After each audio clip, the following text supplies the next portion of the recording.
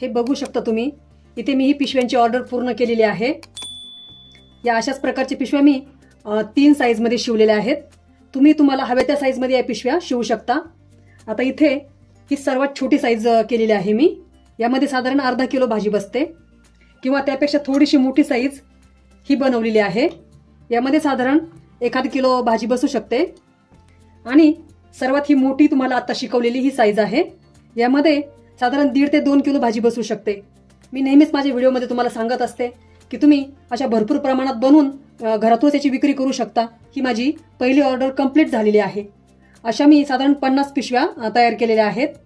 तर सर्व गृहिणींना आणि मैत्रिणींना माझ्या एकच सांगणं आहे की तुम्ही असं घरातूनच तुमचा छोटासा व्यवसाय सुरू करू शकता।